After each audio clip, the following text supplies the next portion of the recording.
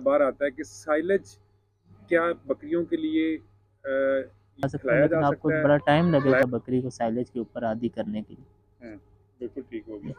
ठीक है डॉक्टर साहब, दूसरा सवाल ये आता है कि जो फैटनिंग वंडा है, जी, जी। ठीक है, जो ये फैटनिंग बहुत में सारे वनडे में सवाल और नॉर्मल वनडे में यही फ़र्क है कि उसमें प्रोटीन लेवल आप ज़्यादा बढ़ा देते हैं, प्रोटीन लेवल हाई कर लेते हैं, आप ज़्यादा पावरफुल कर लेते हैं उस वनडे को। से हमारे लेकिन जब वनडे को आप व्यूअर पावर हैं हैदर गुल, अहला जी। लाहौर से हैं। उन्होंने एक क्वेश्चन पूछा हुआ है इससे रिलेटेड ही। वो कहते हैं कि यार राइस पॉलिश हो गई हुँ, और हुँ। जो खल्लें हो गई, इनका किस तनासुब से इस्तेमाल करें? और इस पे वो तो कह रहे हैं प्रोग्राम कर दें, लेकिन अगर आप काइंडली इसको ज़रा क्विकली टच कर लें तो। हमारे अच्छा, एक ये बात व्यूअर हैं, उनका सवाल ये है कि ईटीवी की वैक्सीन के लिए जो बकरी ने खाना खा लिया है उसके बाद कर सकते हैं, या ईटीवी की वैक्सीन बकरी ने खाना खाने से क्या बहुत ताल्लुक है? कम होते हैं। ईटीवी की अगर आप वैक्सीन किसी भी गोश्त में या उसमें गोश्त में लगाएँगे तो किसी रग में चलेगी तो जानवर आपका ज़ाया हो सकता है। तो बराए मेहरबानी गोश्त में कोई भी वैक्सीन नहीं लगानी, सब ज़ेरे जिल्द लगती। अगला क्वेश्चन इरफानुल्लाह साहब हैं। उनका क्वेश्चन ये है, व्यूअर है हमारे, कि कौन सी वैक्सीन किस माह में गबन बकरी को लगानी चाहिए? जी अस्सलाम वालेकुम viewers, Islamabad livestock farm की तरफ से आपको खुश आमदीद कहते हैं। ये आपके कुछ सवाल आए थे, उसका सेशन हमने रखा है डॉक्टर साहब के साथ। तो जितने भी आपके सवाल थे, हमारी कोशिश ये है कि उनका हम आपको इसके अंदर ही एक जवाब दे दें। अस्सलाम वालेकुम डॉक्टर साहब, कैसे हैं आप? वालेकुम सलाम, अल्हम्दुलिल्लाह। डॉक्टर साहब, पहला क्वेश्चन जो है वो ये कि साइलेज का बहुत सवाल आया है और बार बार आता है कि साइलेज क्या बकरियों के लिए ये खिलाया जा सकता है? खिलाया जा सकता है तो ये कैसी कैसी फूड है, कैसी गज़ा है बकरियों के लिए? और नहीं खिलाया जा सकता तो क्यों नहीं खिलाया जा सकता? जी, बिस्मिल्लाहिर्रहमानिर्रहीम। अगर बकरी की फ़ितरत की बात की जाए, तो बकरी की फ़ितरत ये होती है कि इसने पत्ते खाने हैं, झाड़ियों से, दरख्तों से इसने पत्ते खाने हैं।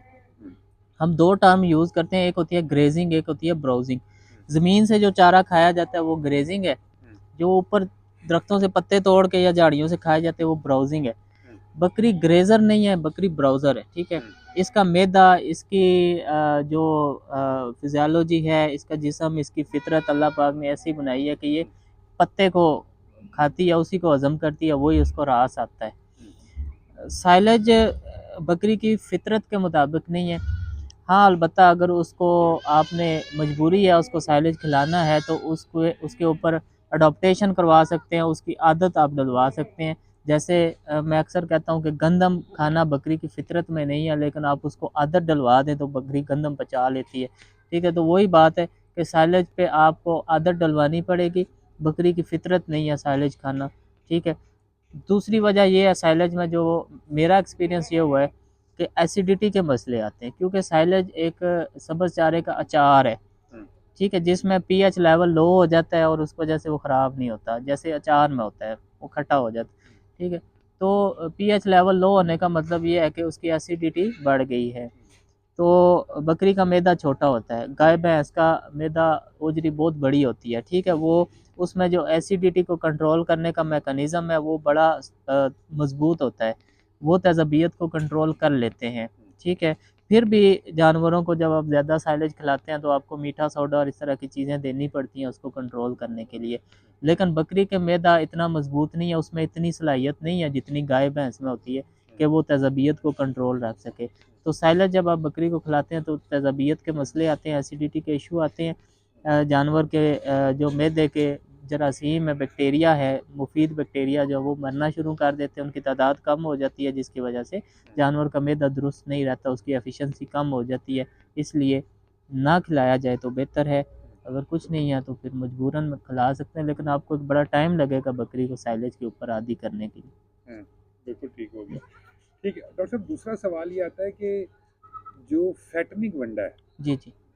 जो ये बहुत सारे सवाल आते हैं, मे बी जो माजरत के साथ हो सकता है ये सवाल थोड़ा वो गुस्सा भी आ जाए, लेकिन ये सवाल चूंकि आता है तो पूछना ज़रूरी है आपके लिए। वो ये कहते हैं कि यार ये जो फैटनिंग वंडा है, ये जो जब बकरे मोटा करने के लिए जो वंडा खिलाते हैं कुर्बानी के जानवर तैयार करने के लिए, उसके अज्जा लोग बहुत कहते हैं, जब जल्दी जल्दी बता दें क्या अज्जा हैं, तो अगर आप क्विकली बता सकें कि उसके मेजर मेजर अज्जा कंपोनेंट्स कौन से होते हैं, तो ज़रा ताकि उनकी हेल्प हो जाए। फैटनिंग के लिए जानवर को अगर आपने मोटा करना है, गोश्त बढ़ाना है उसका, तो पहली चीज़ ये मद्देनज़र रखनी चाहिए कि मोटा करने की, गोश्त बढ़ाने की एक उम्र होती है।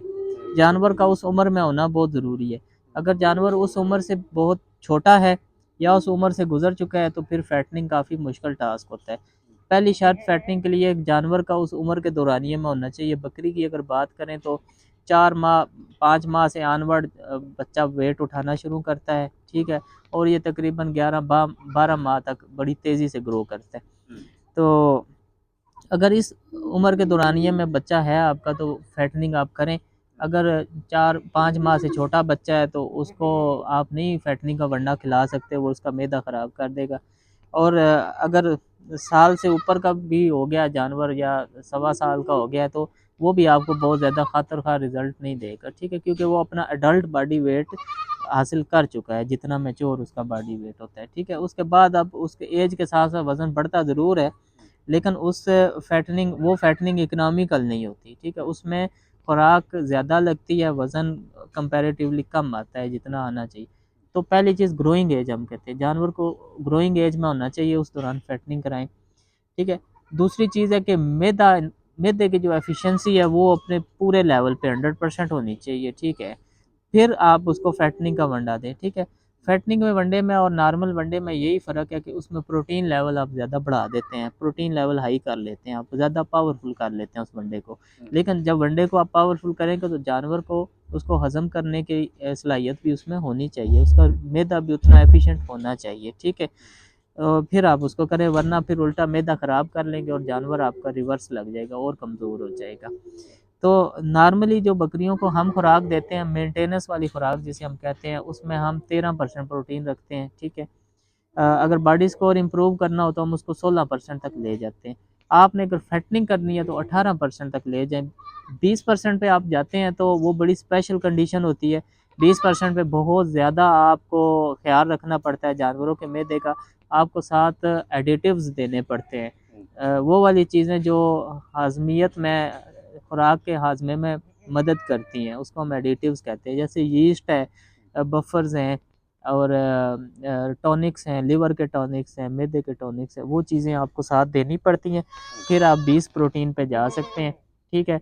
मोस्टली क्या होता है, फैटनिंग में 2 चीज़ें होती है, एक फैटनिंग होती है, एक फिनिशिंग होती है।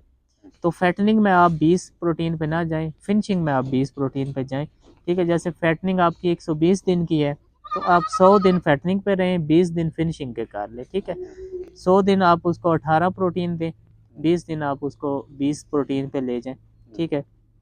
दूसरी जो बात है कि प्रोटीन कैसे बढ़ानी है, तो जितनी हमारी खल्लें हैं उनमें प्रोटीन ज़्यादा होती है, आप खल की परसेंटेज बढ़ा दें अपने उस खुराक में और बाकी इंग्रेडिएंट्स की कम कर दें, जैसे मकई कम कर दें, फाइबर कम कर दें, खल बढ़ा दें।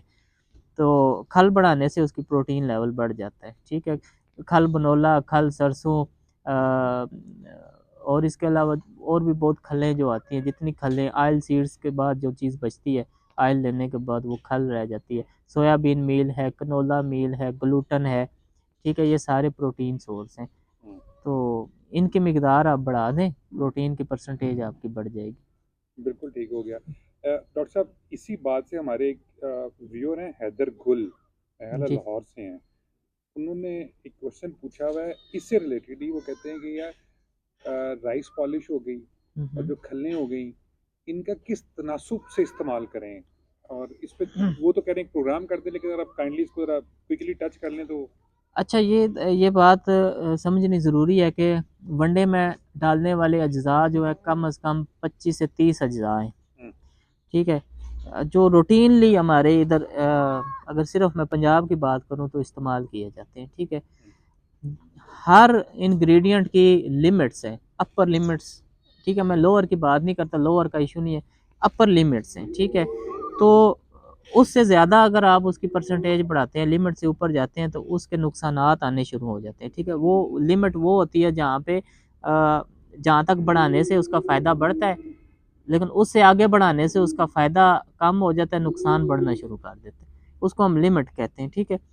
ये 25 से 30 चीज़ें हैं वनडो में डलने वाली, इन सारों की लिमिट्स हैं, मैक्सिमम टॉलरेंस लिमिट्स हैं, ठीक है। उस लिमिट से ऊपर तो आपने कभी भी नहीं जाना, ठीक है। उस लिमिट से नीचे नीचे आपने बैलेंस करना होता है।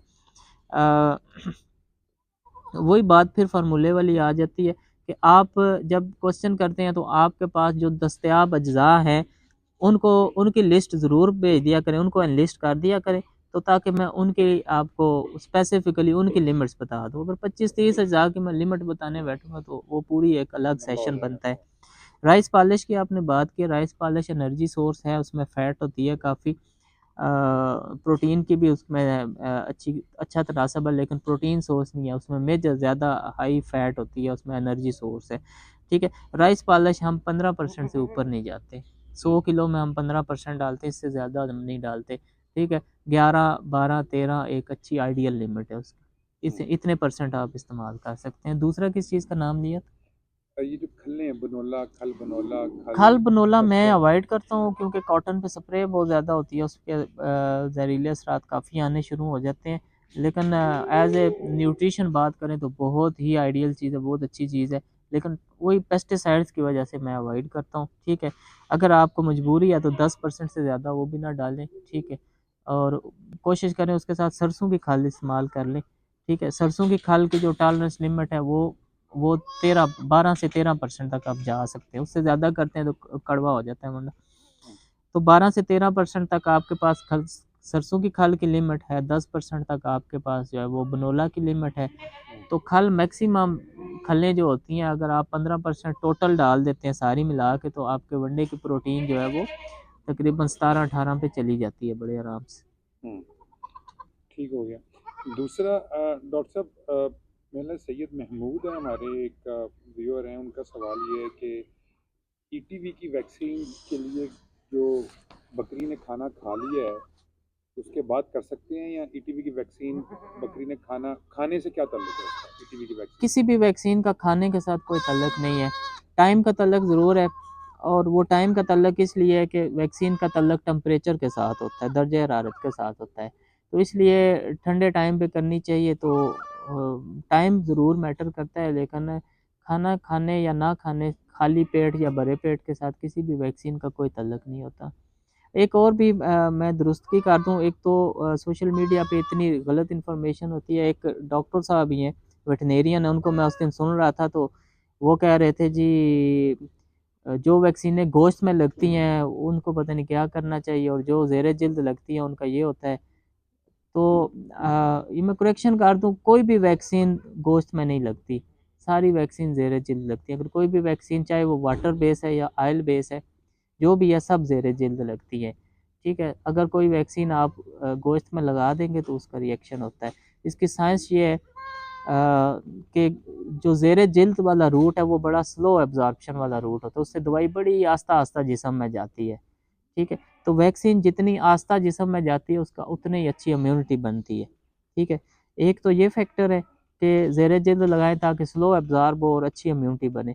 दूसरा ये फैक्टर है कि वो रिएक्शन के चांस बहुत कम होते हैं। अगर आप गोश्त में या उसमें गोश्त में लगाएंगे तो किसी रग में चलेगी तो जानवर आपका ज़ाया हो सकता है। तो बराए मेहरबानी गोश्त में कोई भी वैक्सीन नहीं लगानी, सब ज़ेरे जिल्द लगती है। अगला क्वेश्चन इरफानुल्लाह साहब हैं, उनका क्वेश्चन ये है, व्यूअर है हमारे, कि कौन सी वैक्सीन किस माह में गबन बकरी को लगानी चाहिए? कोई टाइमिंग स्पेसिफिक है, कोई मंथ स्पेसिफिक है, या और दो चीज़ें स्पेसिफिक कर दी हैं, एक तो उन्होंने सीज़न पूछ लिया, ऊपर से गब्बन पूछ लिया, तो मुझे नहीं पता किस सीज़न में आपके जानवर गब्बन होते हैं। बहरहाल गब्बन जानवर को किसी भी सीज़न में आप लगा सकते हैं वैक्सीन, ठीक है, क्योंकि वो वैक्सीन बच्चों के लिए ज़रूरी है, अगर नहीं लगाएंगे तो बच्चों में बहुत ज़्यादा मोर्टेलिटी हो जाएगी। तो वैक्सीन बहुत ज़्यादा सीज़न डिपेंडेंट नहीं होती। हाँ, बीमारी का ट्रेंड देख के आप वैक्सीन का सीज़न मुतय्यन कर सकते हैं कि कौन सी बीमारी किस सीज़न में आती है, उससे पहले पहले लगा लें। इतना तल्लक ज़रूर है वैक्सीन का सीज़न के साथ, इसके अलावा और कोई तल्लक नहीं है। हाँ, अलबत्ता आपकी बकरियाँ अगर गर्मियों में गब्बन है और उस वैक्सीन का सीज़न सर्दियों में है, तो आप वो वाली वैक्सीन गर्मियों में भी लगा सकते हैं। और इसके उल्ट भी अगर किसी आपकी बकरियाँ सर्दियों में गब्बन है और वो वैक्सीन गर्मियों में लगने वाली है, जैसे पॉक्स की वैक्सीन है, तो वो वैक्सीन आप सर्दियों में भी लगा सकते हैं। 2 वैक्सीन मैं गब्बन बकरियों को करता हूँ। पीपीआर करता हूँ जब वो 3 माह की प्रेग्नेंट होती हैं, और उसके 21 दिन बाद मैं ETB की करता हूँ, जब वो मतलब 4.25 माह की गबन होती। ये 2 वैक्सीनें मैं गबन बकरियों में करता बिल्कुल ठीक हो गया। हूँ। अगला क्वेश्चन है वकास कादरी गोट लवर्स के नाम से हमारे एक सब्सक्राइबर हैं। उनका क्वेश्चन ये है, वो कहते हैं कि हम भूल गए बकरी को जब गबन थी वैक्सीन लगाना। अब बच्चे पैदा हो गए, हम्म। तो क्या अब बच्चों को कब वैक्सीन लगानी है, उसका क्या तरीकेकार है? साइंस तो 3 महीने कहती है, हम्म, 3 महीने तक नहीं लगानी चाहिए। अ, आप 15 दिन की गुंजाइश कर लें, उसमें 2.5 माह की एज पे लगा दें। क्योंकि अगर बकरियां वैक्सीनेटेड नहीं थी फिर तो लगा दें आप 2.5 माह में। अगर बकरियों की वैक्सीन गब्बन होने से पहले भी हुई थी तो फिर आप 3 माह पे ही लगाएं। हम्म, जैसे PPR की वैक्सीन है, अगर आपकी बकरी को लग गई हुई है पहले तो उसकी इम्यूनिटी बड़ा अरसा रहती है और वो बच्चों में आ जाती है, ठीक है, थोड़ी आती है लेकिन आ जाती है। अगर तो आपको पता है कि आपकी बकरियों को किसी टाइम पे PPR की वैक्सीन हुई थी 6 माह, 8 माह, 10 माह या साल पहले, तो फिर आप बच्चों को 3 माह पे ही लगाएं PPR की वैक्सीन। अगर आपको पता है कि बकरियों को वैक्सीन नहीं हुई थी फिर आप 2.5 माह पे लगा दें। हम्म, ठीक हो गया। डॉक्टर साहब, क्वेश्चन कुछ और हैं, लेकिन मेरा ख्याल है कि आज की नशिस्त को हम यहीं पर रख देते हैं। बाकी हम अगली नशिस्त में कवर करेंगे। तो व्यूअर्स, आप लोगों के जो क्वेश्चन आते हैं, हमारी कोशिश होती है कि जब वो इकट्ठे हो जाएं तो हम उनसे डॉक्टर साहब से कर लें। आप बराए मेहरबानी जो हमारा चैनल है यूट्यूब का, उसके कमेंट्स में क्वेश्चन पूछ सकते हैं, और वो हम कोशिश करेंगे कि जो भी करीब तरीन वक्त हमें मिलेगा उसमें हम उसकी डॉक्टर साहब से सवाल पूछ के उनके जवाब आपको दे दें। डॉक्टर साहब, बहुत शुक्रिया जी आपका, थैंक यू जज़ाकल्लाह। Very much.